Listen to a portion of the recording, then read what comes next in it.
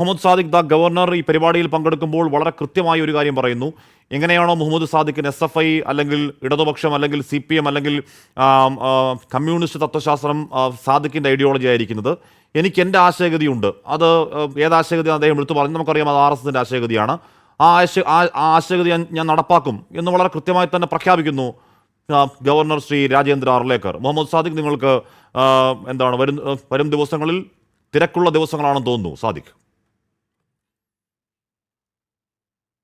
കേൾക്കാമോ? ഞാൻ പറയുന്നത് കേൾക്കാമോ? കേൾക്കാം സാദിഖ്. നിലവിൽ തന്നെ ഞങ്ങൾ നല്ല തിരക്കിലാണ്. കേരളത്തിൽ വെച്ച് 23 വർഷങ്ങൾക്ക് ശേഷം SFIയുടെ അഖിലേന്ത്യാ സമ്മേളനം നടക്കുകയാണ് കോഴിക്കോട് വെച്ച്. ഞങ്ങൾ അതിൻ്റെ സംഘാടനവുമായി ബന്ധപ്പെട്ട നല്ല തിരക്കുകൾക്കിടയിൽ നിൽക്കുമ്പോഴാണ് ഒരു സമരമുഖത്തേക്ക് കടന്നു ചെല്ലേണ്ട സാഹചര്യം രൂപപ്പെട്ടിട്ടുള്ളത്. ഈ സമരത്തിൻ്റെ പശ്ചാത്തലത്തെ സംബന്ധിച്ച് നിരവധിയായ ചർച്ചകൾ കഴിഞ്ഞ ദിവസങ്ങളിൽ കേരളത്തിലെ മാധ്യമങ്ങളിലും പൊതുസമൂഹത്തിലും ഉയർന്നു വരികയാണ്. RSSൻ്റെ അച്ചാരം പറ്റി RSSൻ്റെ രാഷ്ട്രീയ താല്പര്യം നടപ്പിലാക്കാനുള്ള ഇടമായി രാജ്ഭവനെ ഉപയോഗിക്കുന്ന നിലയിലേക്കൊരു സമീപനം ഗവർണർ സ്വീകരിച്ചാൽ അതിനെ അംഗീകരിക്കാൻ സാധ്യമല്ല എന്നുള്ളതാണ് SFIയുടെ നിലപാട്. SFI ഒരു സംഘടന എന്നുള്ള നിലയിൽ ഞങ്ങളുടെ നിലപാട് ഉയർത്തിപ്പിടിക്കുന്നതും ഞങ്ങളുടെ രാഷ്ട്രീയം മുന്നോട്ട് വെക്കുന്നതും ഞങ്ങളൊരു പൊളിറ്റിക്കലായ സ്പേസിൽ നിന്നുകൊണ്ടാണ്. ക്യാമ്പസുകളിൽ വളരെ ജനാധിപത്യപരമായ നിലയിൽ മത്സരിച്ച് ഞങ്ങളുടെ അഭിപ്രായങ്ങൾ ജനാധിപത്യപരമായ നിലയിൽ വിദ്യാർത്ഥികളുമായി സംവദിച്ച് വിദ്യാർത്ഥികളുടെ മാൻഡേറ്റ് നേടിയെടുത്ത് ആ നിലയിലാണ് ഞങ്ങളുടെ രാഷ്ട്രീയം ഞങ്ങൾ പറയുന്നത്. അധികാരത്തിൻ്റെ രാഷ്ട്രീയ സ്വരൂപം എന്നുള്ളതിനപ്പുറത്ത് സമരത്തിൻ്റെയും വിദ്യാർത്ഥിപക്ഷ ഇടപെടലുകളുടെയും ഭാഗമായാണ് ഞങ്ങളുടെ രാഷ്ട്രീയം ഞങ്ങൾ പറയുന്നത്. അതിനൊരു കൗണ്ടർ നെറേറ്റീവ് എന്നുള്ള നിലയിൽ SFI പറയുന്ന രാഷ്ട്രീയത്തിന് ബദലായി രാജ്ഭവനെ ഉപയോഗിച്ചുകൊണ്ട് ഭരണഘടനാ പദവിയായ ഗവർണർ പദവി ഉപയോഗിച്ചുകൊണ്ട് ഞാൻ RSSൻ്റെ രാഷ്ട്രീയം പറയുമെന്നാണ് ഗവർണർ വിചാരിക്കുന്നതെങ്കിൽ അത് സാധ്യമല്ല. അതിനെ രാഷ്ട്രീയമായി ഞങ്ങൾ പ്രതിരോധിക്കുമെന്നുള്ളതാണ്. കാരണം അദ്ദേഹം ജനങ്ങളാൽ തെരഞ്ഞെടുക്കപ്പെട്ട SFI പ്രതിരോധിക്കേണ്ട കാര്യം മാത്രമല്ല സാദിഖ്. എന്ന് നോക്കൂ, ഇത് ഇപ്പോൾ ഈ പറയുന്ന രീതിയിലുള്ള RSS ആശയഗതിയോ CPM അല്ലെങ്കിൽ കമ്മ്യൂണിസ്റ്റ് ആശയഗതിയോ അതിലപ്പുറമുള്ള മറ്റേതെങ്കിലും ആശയഗതിയോ പിന്തുടരാൻ വ്യക്തിപരമായി എന്ന് പറഞ്ഞാൽ നിരോധിക്കപ്പെട്ടിട്ടല്ല അല്ലാത്തതായ ആശയഗതികൾ പിന്തുടരാൻ വ്യക്തിപരമായി നമുക്ക് എല്ലാവർക്കും അവകാശമുണ്ട്. എല്ലാവരും അത് ചെയ്യട്ടെ.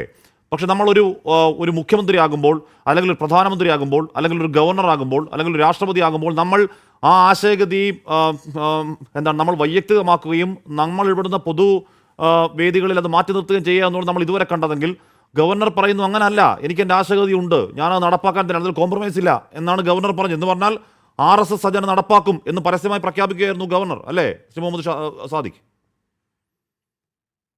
താങ്കൾ സൂചിപ്പിച്ചതുപോലെ മുഖ്യമന്ത്രിയോ പ്രധാനമന്ത്രിയോ പോലും അവരുടെ ആശയം ജനങ്ങളോട് സംവദിച്ച് ജനങ്ങളാൽ തെരഞ്ഞെടുക്കപ്പെടുന്ന വ്യക്തികളായിരിക്കെ പോലും അവരുടെ ആ സ്ഥാനങ്ങൾ അലങ്കരിക്കുമ്പോൾ സ്വാഭാവികമായും അവരുടെ രാഷ്ട്രീയത്തിനപ്പുറം ജനങ്ങളുടെ എല്ലാവരുടെയും രാഷ്ട്രീയത്തെയും നിലപാടിനെയും ഉൾക്കൊള്ളാനും പ്രതിനിധീകരിക്കാനും പോലും സന്നദ്ധമാകുന്ന സാഹചര്യമാണ്.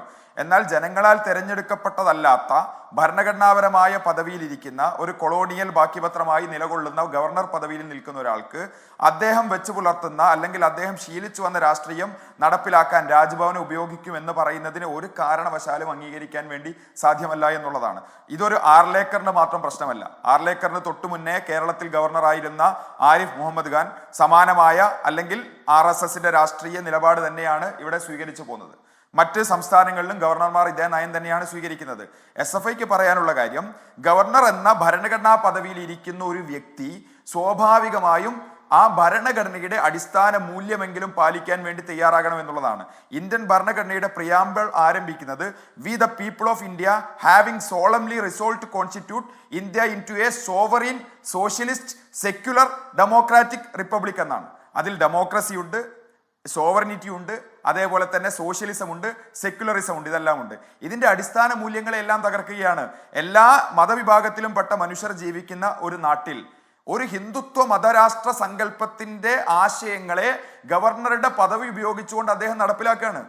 ഇന്നത്തെ പരിപാടി അദ്ദേഹം ഒരു ഔദ്യോഗിക പരിപാടിയായി തെരഞ്ഞെടുത്ത പരിപാടിയല്ല. അദ്ദേഹം ഒരു വ്യാജ പേരിൽ ഹാള് ബുക്ക് ചെയ്ത് വാടകയ്ക്കെടുത്ത് അവിടെ ഒരു പരിപാടിയിൽ ഭാരതാംബയുടെ ചിത്രം കൊണ്ടുവച്ച് ആ ഭാരതാംബയെ പ്രതിഷ്ഠിച്ചേ മതിയാകൂ എന്ന് കേരളത്തിലെ പൗരസമൂഹത്തിന്റെ ജനാധിപത്യ ബോധത്തെ പരസ്യമായി വെല്ലുവിളിക്കുകയാണ്.